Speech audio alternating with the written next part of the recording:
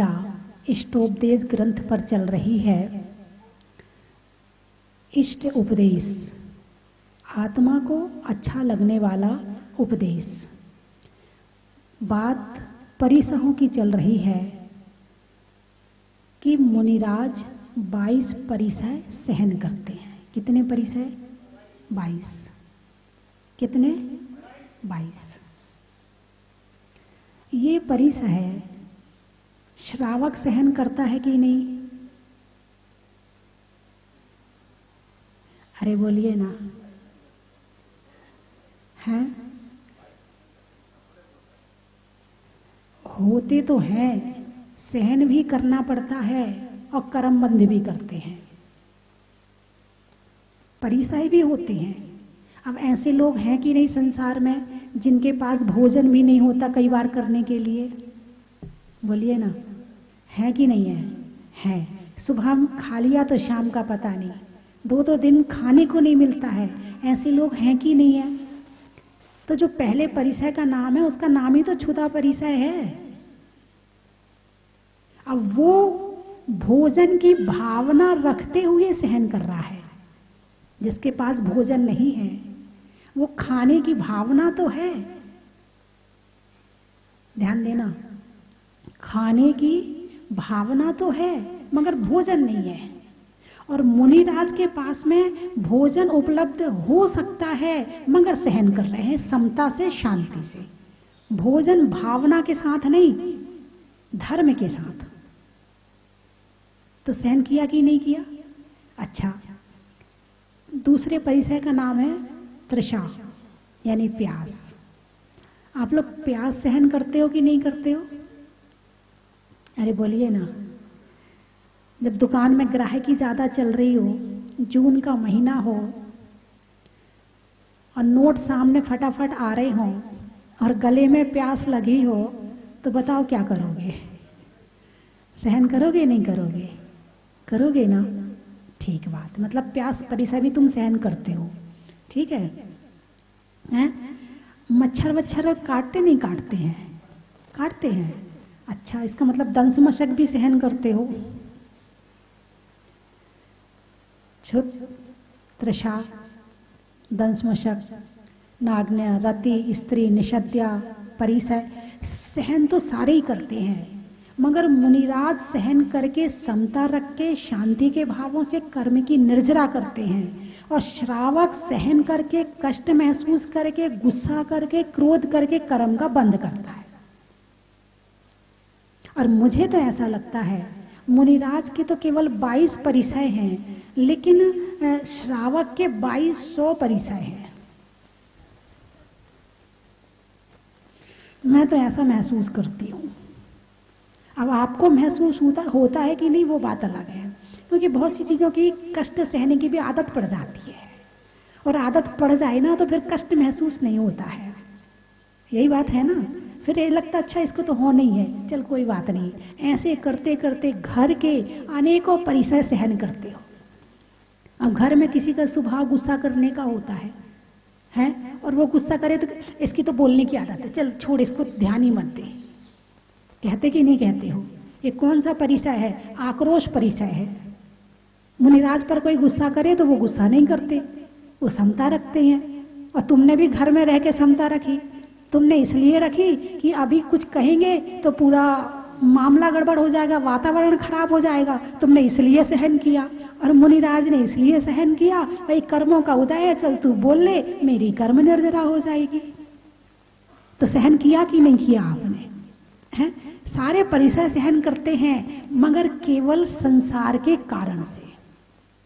और मुनिराज परिसय सहन करते हैं वो केवल धर्म के कारण से, कर्म निर्जरा के कारण से।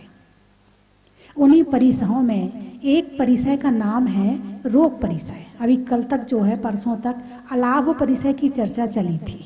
कौन सा परिसय? अलाभ। लाभ नहीं मिलता। कुछ ठेकेदार ठेका लेते हैं, कुछ ठेकेदार ठेका लेते हैं, पैसा मिले तो जिंदगी वरना मौत देते हैं।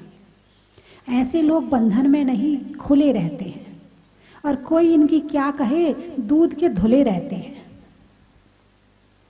इन्हें कारावास की सजा के बदले कार और आवास का मजा दिया जाता है। कारावास, कार और आवास का मजा दिया जाता है। और जिन्हें इनके हाथ काटकर पैर तोड़ लेने का अधिकार है, वे यानी पुलिस वाले, वे उनके हाथ जोड़कर पैर चाट लेते हैं और हाथ जुड़ाई पैर चटाई आपस में बांट लेते हैं। पर देर है अंधेर नहीं, पर देर है अंधेर नहीं। मौत आने से पहले उनकी मौत हो जाती है। ऐसे लोगों का क्या होता है? ऐसे लोग बेमौत मर जाते हैं और मौत आने के पहले ही मौत हो जाती। ये है हिंसा का फल। अलाभ, लाभ क्यों नहीं मिला? हमने दूसरे के लाभ में बाधा डाली होगी, इसलिए हमें लाभ नहीं मिला। अब वो लाभ किसी तरह का भी हो सकता है, जीवन का लाभ है। हमने दूसरे के जीवन में बाधा डाली तो हमारे जीवन में बाधा आई। हमने दूसरे के आहार दान में बाधा डाली तो हमारे आहार दान में बाधा आई। हमने दूसरे के सुख में बाधा डाली तो हमारे सुख में बाधा आई। इसके अलाप के बाद में परिसय का नाम है रोग परिसय। कौन सा परिसय? अच्छा, पहचानते तो होगे रोग नाम के बीमारी को, पहचानते हैं? अच्छा, तो आपके पास है तो नहीं? इतनी दवाइयां हैं, फिर बीमारी कैसे हो सकती है? अच्छा, दवाई खाते खाते भी बीमारी आ जाती है? अच्छा, दवाई से बीमारी आ जाती है? ओहो हो, मतलब एक गोली खाओ तो एक बीमारी ठीक होती है, दूसरी बीमारी गिफ्ट मिल जाती है। क्या बात है! मतलब फिर दूसरी बीमारी की दवाई खाओ तो तीसरी बीमारी, फिर तीसरी की खाओ तो चौथी बीमारी। यानी हम दवाई बीमारी की खाते हैं या बीमार करने के लिए खाते हैं, यही नहीं पता कि हो क्या रहा है। यही हो रहा है ना। परिसय का नाम है रोग परिसय। कौन सा परिसय? रोग परिसय। मुनिराज को रोग होते हैं। किस किस को होते हैं रोग संसार में? चारों गति के जीवों को रोग होते हैं। होते कि नहीं होते? रोग किसी को भी हो सकता है। रोग क्यों होता है, पहले तो कारण बताओ। एक व्यक्ति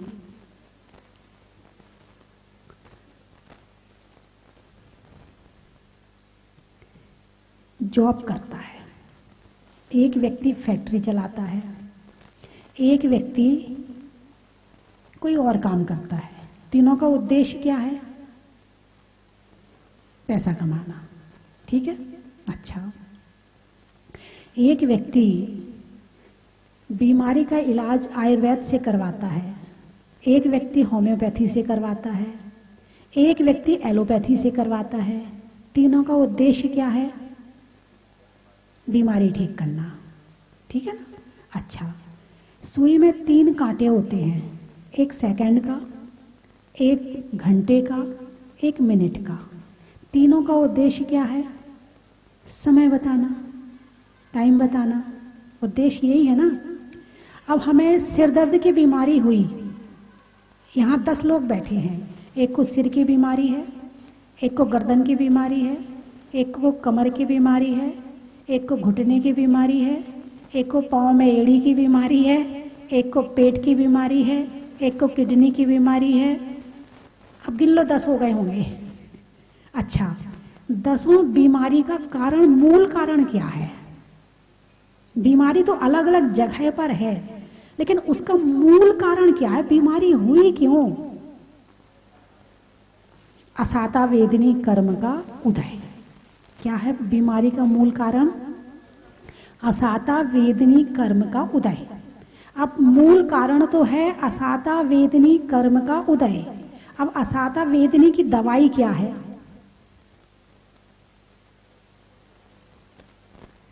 चलो उसकी भी चर्चा करेंगे। यदि बीमारी का नाम आया है तो साता वेदनी के विषय में भी चर्चा करेंगे। तो मूल कारण है कर्म। क्या है? कर्म। बीमारी आई है शरीर में और कष्ट हो रहा है आत्मा को। बीमारी किस में आई है? अब जैसे किसी को कैंसर की बीमारी हो जाती है और उस कैंसर की बीमारी के कारण से उसकी मृत्यु हो जाती है, ठीक है। अब बीमारी कहाँ है? शरीर में। कष्ट किसको हो रहा है? आत्मा को। जब ज़्यादा बीमारी बढ़ जाती है शरीर में तो आत्मा शरीर को छोड़ देती है और शरीर यहीं पड़ा रहता है। तो बीमारी, कैंसर की जो बीमारी थी वो शरीर में रह गई और आत्मा चली गई। तो उसके साथ बीमारी गई कि नहीं गई? बीमारी क्यों हुई थी शरीर में? कार्मिक उदय में। तो जब आत्मा इस शरीर से निकलकर दूसरे शरीर में गई तो कर्म गए कि नहीं गए उसके साथ? जितने शरीर में भोगने थे उतने भोग लिए और बचे हुए कर्म अब दूसरे शरीर में जाके भोगेगा। बात समझ में आई कि नहीं आई? शरीर के कारण से शरीर में बीमारी नहीं हुई है, आत्मा में लगे हुए कर्मों के कारण से शरीर में बीमारी हुई है। कि जब वर्तमान में अच्छे भाव बनाए जाते हैं तो जो पुराने कर्म होते हैं उनमें परिवर्तन होता है।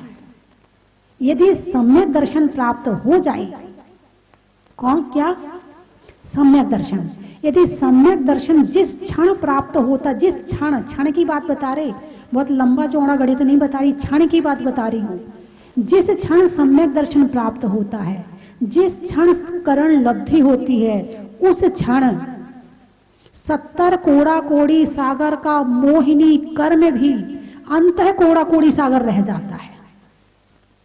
राजा श्रेणिक का उदाहरण है कि उन्होंने 7वें नरक का बंद कर लिया, कर चुके, भूत हो गया ये भी है, कर चुके यानी भूतकाल में किया। फिर वो गए भगवान महावीर के समूह शरण में और वहां उन्होंने 16 कारण भावना भाई। वहां उन्होंने भगवान के दर्शन से छायिक सम्यक दर्शन की प्राप्ति करी। तो जो 7वें नरक का बंध था वो पहले में रह गया। तो भूत पर प्रभाव पड़ा कि नहीं पड़ा? वर्तमान का प्रभाव भूत पर पड़ा कि नहीं पड़ा? कहां तो 7वां नरक 33 सागर और कहां पहला नरक की 84,000 वर्ष की उम्र। जमीन आसमान का अंतर आ गया। किसने किया? वर्तमान ने भूत को बदल दिया। इसलिए वर्तमान में यदि हम अच्छा काम करते हैं तो हमारा भूत भी अच्छा हो जाता है, यानी बुरे कर्म खत्म हो जाते हैं और भविष्य तो अच्छा बनी जाता है। और यदि हम वर्तमान में बुरा काम करते हैं तो भूत के जो बुरे कर्म हैं वो और प्रगाढ़ हो जाते हैं और भविष्य भी बिगड़ जाता है। बात समझ में आई कि नहीं आई?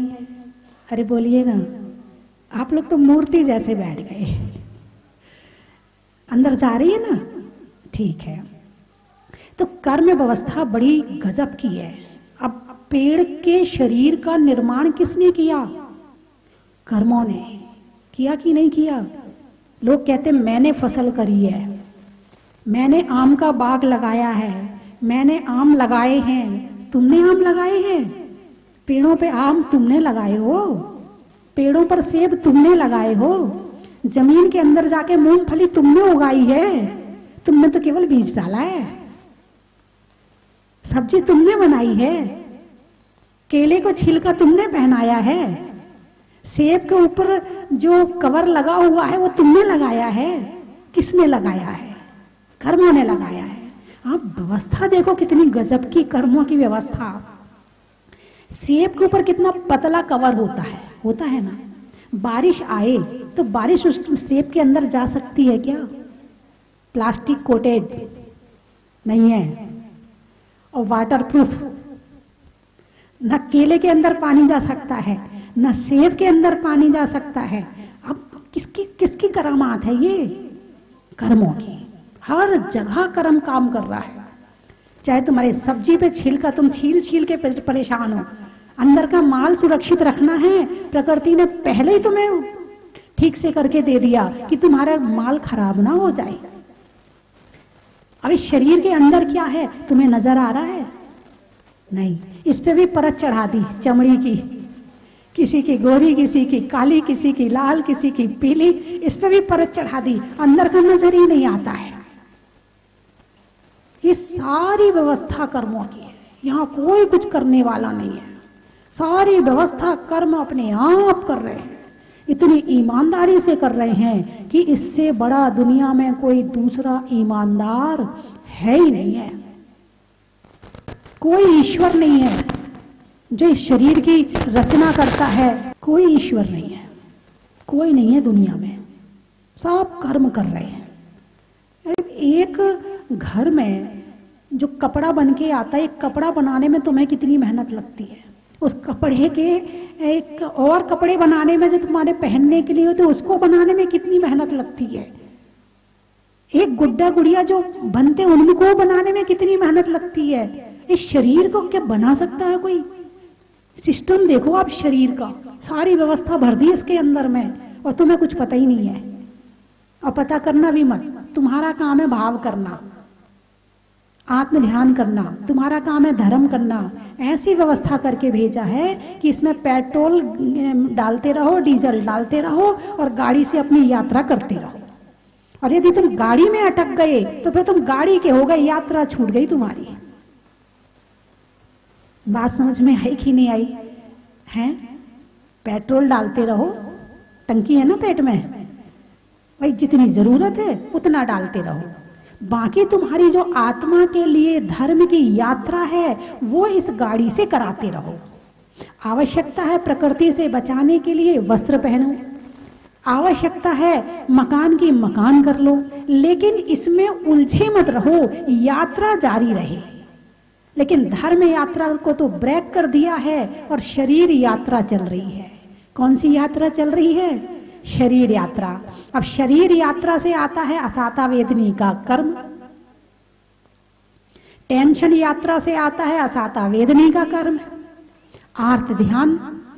और जब इनसे कर्म आता है तो फिर वही सॉफ्टवेयर जैसा आएगा वैसे हार्डवेयर, फिर बीमारियां और बढ़ जाती हैं। तो बीमारी मुनिराजों को भी होती है, क्योंकि कर्म किसी को छोड़ता, पूरा हिसाब, पूरा लेन देन, एक इतना सा ना ज्यादा और ना इतना सा कम। जिसकी जहां सांस पूरी हो गई है वो वहीं शरीर को छोड़ करके निकल जाता है। कर्म ही ले जा रहा है आत्मा को, आत्मा थोड़ी ले जा रही कर्मों को बस। लेकिन फिर भी दोनों, जैसा कि एक विशापहार स्तोत्र में आया है कि कर्म जीव को, जीव कर्म को जगह जगह ले जाता है। बड़ी सुंदर लाइनें हैं कि कर्म जीव को, जीव कर्म को जगह जगह ले जाता है और कर्मों की स्थिति में स्थित होकर कष्ट उठाता है। कर्मों की स्थिति में स्थित होकर कष्ट उठाता है। तो हम केवल, हमारी नजर केवल सॉफ्टवेयर को छोड़ के हार्डवेयर को ठीक करने में लगी। और इसके बड़े बड़े डॉक्टर हैं दुनिया में, हैं बड़े बड़े डॉक्टर हैं हार्डवेयर को ठीक करने के लिए। बड़ी किताबें लिखी गई हैं, बड़ी पढ़ाई करी जाती है, करोड़ों रुपए खर्च किए जाते हैं। किसको ठीक करने के लिए? हार्डवेयर को ठीक करने के लिए। और जब उनसे भी हार्डवेयर ठीक नहीं होता है तो वो भी कहते हैं आई एम सॉरी, अब आप सॉफ्टवेयर पे काम करें, हार्डवेयर हमसे अब नहीं संभल रहा है? और जो शास्त्र हैं, जो धर्म है, जो त्याग है, जो तपस्या है, जो संयम है, ये सारा का सारा सॉफ्टवेयर को ठीक करता है। जो उपवास है, जो भक्ति की भावना है, जो सेवा की भावना है, जो तीर्थ यात्रा की भावना है, जो अभिषेक की भावना है, जो पूजा की भावना है, ये सॉफ्टवेयर को ठीक करता है। और बाहर के डॉक्टर तो कुछ समय के लिए हार्डवेयर में काम करते हैं और जब नहीं होता तो कहता भाई आई एम सॉरी। 1 साल हो गए कोरोना को आए, दवाई बना पाए? क्यों? हार्डवेयर में लगे हैं। किस में लगे हैं? हार्डवेयर में लगे हैं। इसका मूल इलाज क्या है? सॉफ्टवेयर को ठीक करना। बंधुओं, बीमारी मुनिराजों को जब होती है तो वो सॉफ्टवेयर पे ध्यान देते हैं, हार्डवेयर पे ध्यान कम देते हैं। ऐसे उदाहरण शास्त्रों में अनेक आए हैं कि कुष्ठ की बीमारी वादिराज मुनिराज को हुई, तो फिर भी आत्मा के ध्यान में लीन रहे। अभी मैंने 2-3 दिन पहले ही बताई थी, ये चर्चा आई थी जब, और उन्होंने जब देवता उनकी परीक्षा करने आए कि हमसे दवाई ले लो, तुम्हारी बीमारी का इलाज हमारे पास है, उन्होंने कहा मुझे दूसरी बीमारी और है। बोले कौन सी? बोले जन्म जरा मृत्यु की बीमारी है। ये बीमारी तो कोई बड़ी बीमारी नहीं। बोले क्यों, क्या बात है? इस बीमारी में आपको कष्ट नहीं हो रहा, पीड़ा नहीं हो रही? बोले शरीर को हो रही है, मुझे नहीं हो रही, मैं तो अपने ध्यान में लीन हूँ। बोले तो इस बीमारी को ठीक करो ना। बोले ठीक तो मैं ही कर सकता हूँ, आपकी क्या जरूरत है? बोले आप कैसे ठीक करते हो? बोले भगवान की भक्ति से देखो, अभी ठीक करके बताता हूँ। और उन्होंने फिर एक ही भाव स्तोत्र, जो कि उन्होंने भक्ति करी भगवान की, वो एक ही भाव स्तोत्र बन गया। और उसमें जब भगवान से कहा कि भगवान, जब आपके आने के पहले ये धरती सोने की हो जाती है, तो आपके नाम से ये शरीर सोने का हो जाए तो कौन सी बड़ी बात है? और ऐसा कहकर उन्होंने अपने शरीर पर हाथ फेरा, पूरा कुष्ठ रोग ठीक हो गया। ठीक खुद कर सकते थे, लेकिन पीड़ा के समय में, ध्यान में कर्मों की निर्जरा ज्यादा होती है, इसलिए उन्होंने अपनी बीमारी खुद ठीक नहीं करी, सहन करते हुए वो आत्मा का ध्यान करते रहे। श्रीपाल को कुष्ठ रोग हुआ था, मैना ने कैसे ठीक किया था? श्रीचक्र विधान से, कि किसी वैद्य जी के पास गई थी? श्रीचक्र विधान से किया था। अच्छा, इसका मतलब मैना जो थी सम्यक दृष्टि थी। नहीं, मैं ये नहीं कह रही कि आप दवाई खाना छोड़ देना, नहीं तो आज से आप दवाई खाना छोड़ दो कि माता जी ने कहा है कि वही सॉफ्टवेयर से ठीक करो, उसमें टाइम लगता है, कर्मों को परिवर्तित करने में टाइम लगता है। और दूसरी बात है, असाता वेदनी कर्म के उदय में बीमारी आती है, और आप यदि दवाई खाते हैं, साता वेदनी का उदय नहीं होगा तो दवाई लगने वाली नहीं है। कर्म जब तक पूरा नहीं जाएगा, तो साता वेदनी के उदय में दवाई ठीक करती है, और असाता वेदनी कर्म के उदय में बीमारी आती है। तो बात बीमारी की चल रही है, आत्मा में रोग हैं, इसलिए शरीर में रोग है। आत्मा स्वस्थ हो जाए तो शरीर ही नहीं रहेगा, कर्म नहीं रहेंगे तो शरीर की जरूरत नहीं पड़ेगी। जरूरत क्या है भाई? 2 द्रव्य है, जैसे घी में, दूध में घी है कि नहीं है? है ना। तिल में तेल है। पत्थर में सोना है। अब दोनों दूध में से घी अलग रहकर रह सकता है कि नहीं रह सकता है?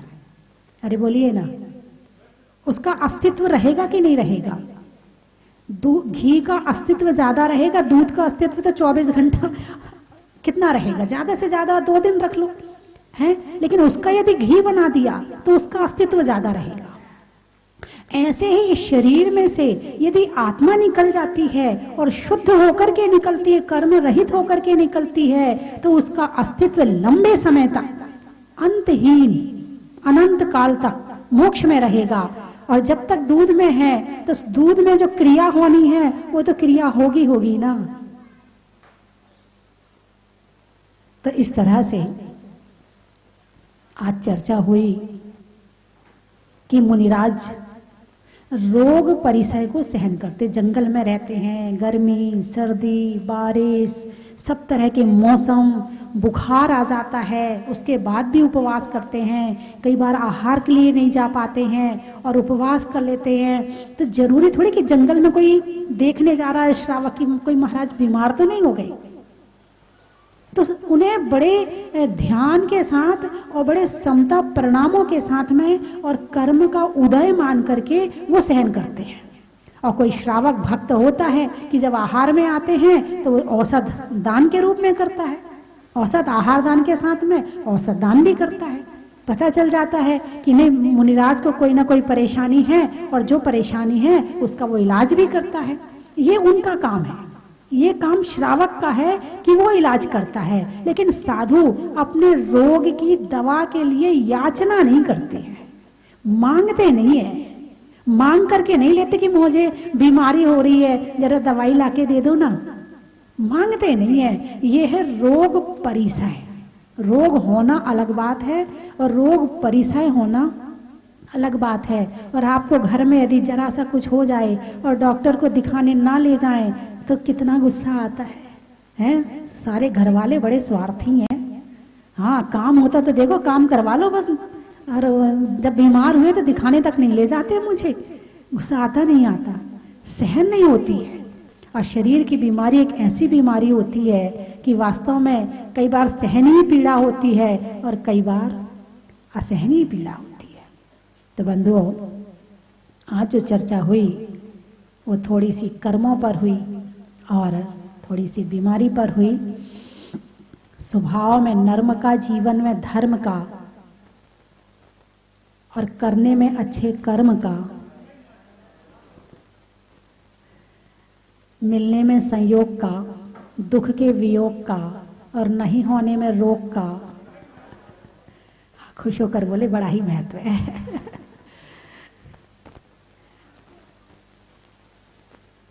नारी में शर्म का, स्वभाव, भोजन में गर्म का, और जीवन में धर्म का।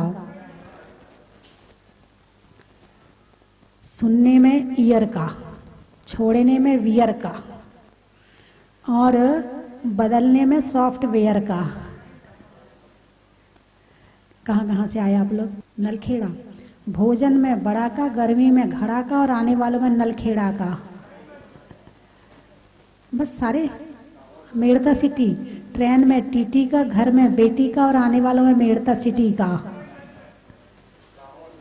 हाँ, सुसनेर वाले बैठे हैं, मैं सोच तो रही थी। जंगल में शेर का, फलों में बेर का, और आने वालों में सुसनेर का। दाहोद। बच्चों के लिए माँ की गोद का, होने में बोध का, और आने वालों में दाहोद का। अच्छा। अंगुली में रिंग का, अंगुली में रिंग का, जंगल में सिंह का, और आने वालों में टोड़ा राय सिंह का। बांसवाड़ा।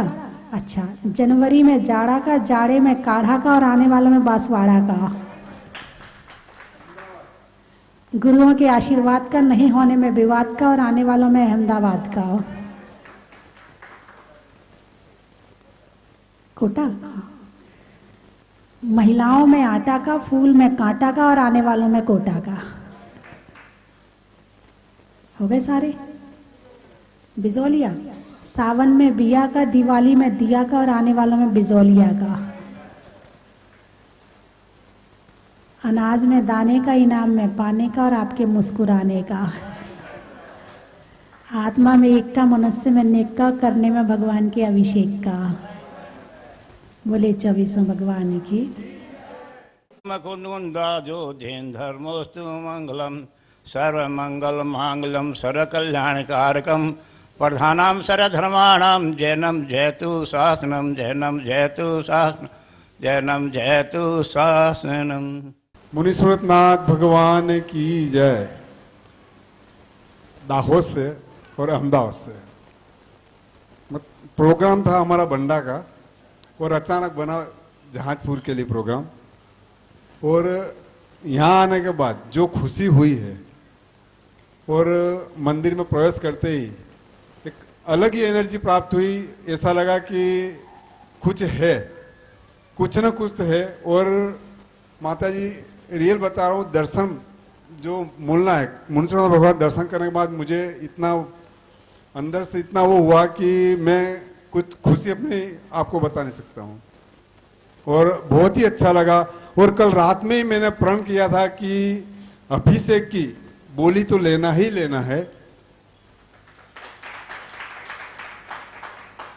और यहाँ आने के बाद बहुत ही मुझे खुशी हुई है। धन्यवाद।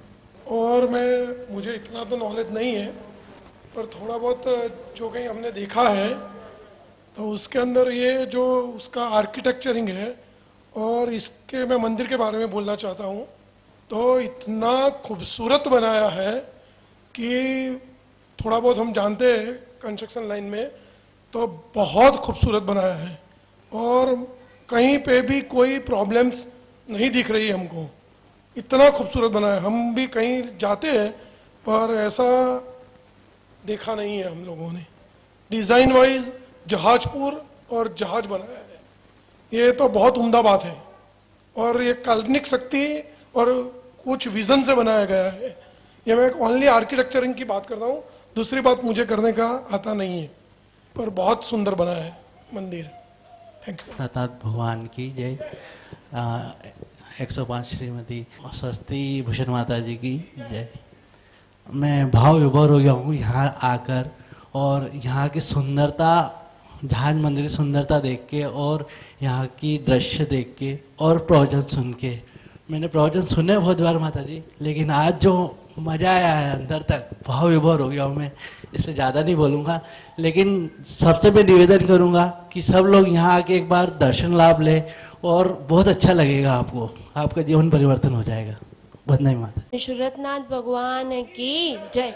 आचार्य 108 श्री सन्मति विद्याभूषण महाराज जी की जय। आरिका रत्न श्री 105 स्वस्ति भूषण माता जी की जय।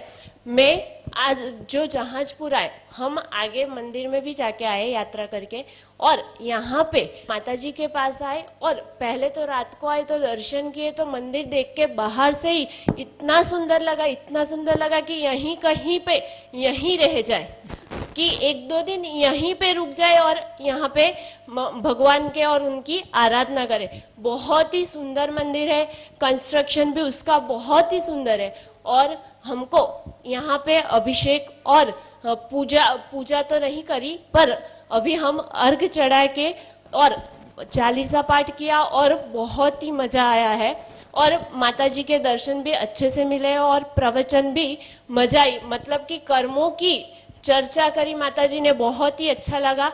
वंदामी माता जी। सागर जी का चतुर्मास हुआ था, उसमें परिमाण सागर जी बहुत, मतलब उनका यही कहना था कि सिद्धार्थ जी एक बार आप वहाँ जरूर जाना, और मैंने उसी टाइम पे सोचा भी था, और मैंने परिमाण सागर जी बोला भी था कि महाराज जी जहाजपुर निश्चित जाना ही जाना है।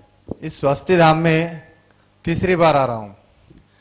सबसे पहले आया था तो माता जी ने मेरे पापा के साथ में आया था, तो शुभकामना परिवार एक परिवार बनाया था, जिसमें हर महीने करीबन भक्तामर का पाठ होता था। 12 जने का एक परिवार था, जिन्होंने माता जी के आशीर्वाद से मैं उसमें 2 साल तक रहा। फिर दूसरी बार आया तो यहाँ पे कंस्ट्रक्शन का काम चल रहा था, तो हमेशा ये सोच रहा था कब ये पूरा हो और कब मैं इसके दर्शन करूं। तीसरी बार जब पंच कल्याण के टाइम पे, तो मैं कुछ हो सकता है मेरे पाप कर्म के उदय हो जो नहीं आ पाया, लेकिन कब से मन में इच्छा थी कि एक बार जब पूरा हो जाए तो पूरे माता जी के दर्शन करूं और ये पूरा स्वस्ति धाम देखूं। आज जब पूरा बनने के बाद जब आया तो वास्तव में ऐसा इच्छा ही नहीं हो रही कि यहाँ से जाएं। ऐसी प्रकृति, ऐसा कंस्ट्रक्शन, जैसे कि हमारे पहले भैयाओं ने बताया है, वास्तव में ताजमहल जैसे कई ऐसी हस्तियां जो कंस्ट्रक्शन में बनी हुई हैं, लेकिन हमारे स्वस्ति धाम इस जहाजपुर के मंदिर के आगे सारी की सारी सब फेल है। ये मैंने खुद ने अपने मन से देखा है। हमारे नलखड़ा में श्री माता जी जो लक्ष्मी भूषण माता जी और आर्षमती माता जी विराजमान हैं, उन्होंने माता जी के चरणों में वंदा में बोला है, और उन्होंने कहा कि एक बार वहां पे उनके प्रयास से उन्होंने बोला कि एक बार वहां स्वस्ति भूषण धाम में जाकर जरूर देखना, और माता जी को मेरी ओर से वंदा में बोलना। बस इतना ही कह के मैं अपनी वाणी को विराम देता हूँ।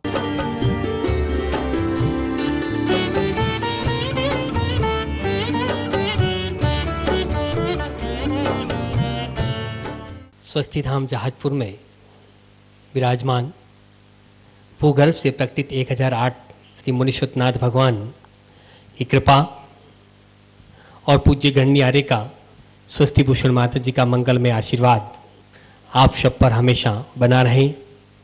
आप स्वस्थ रहें और धर्म के मार्ग पर हमेशा आगे बढ़ते रहें। बंधुओं, पूज्य गुरु माँ की मंगल में प्रेरणा से स्वस्ति धाम में 40 दिन महाअनुष्ठान चल रहा है। 8 नवंबर 2020 से 17 दिसंबर 2020 तक। उस दिन आपके नाम से शांति धारा, मुनीश्वर विधान और मुनीश्वरनाथ भगवान के समक्ष 40 बार चालीसा का पाठ होगा। अपने घर में सुख, शांति और समृद्धि के लिए, शनि ग्रह बाधा को दूर करने के लिए, रोग शोग आदि व्याधि को दूर करने के लिए आप एक दिन के चालीसा विधान और शांति धारा के पुण्यार्जक बन सकते हैं, जिसकी न्योछावर राशि मात्र 5100 रुपये है। बंधुओं, इस कोरोना महामारी के भीषण काल में पूज्य माता जी ने हम सबको यह अवसर प्रदान किया है कि आप अपने घर में रह करके अपने उत्तम स्वास्थ्य के लिए रोग शोग आदि व्याधि को दूर करने के लिए इस स्वस्ति धाम जहाजपुर में विराजमान मुनीश्वरनाथ भगवान के मस्तक पर अभिषेक करवाएं, शांति धारा और चालीसा करवाएं। तो आप अपना नाम यहाँ पर दे सकते हैं। साथ ही मुनीश्वरनाथ भगवान का अभिषेक और शांति धारा दर्शन का लाभ आप सबको मिल सकता है। आप स्वस्ति धाम जहाजपुर में पधारे, यहाँ पर आवास की एवं भोजन की समुचित व्यवस्था है। धन्यवाद। चन की थाल को सजाओ रे आज, रत्नों की थाल को भर लाओ रे आज। आओ आओ करे रे गुणगान आरती भगवन की। आओ आओ करे गुणगान आरती भगवन की। आओ आओ करे रे गुणगान आरती भगवन की।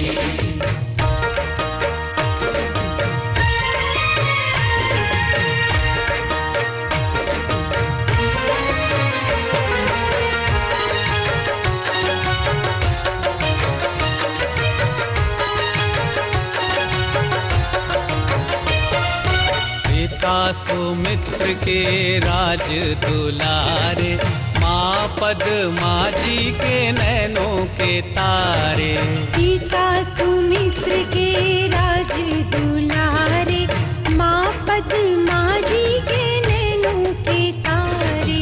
राजगृही में जन्म लियो आप,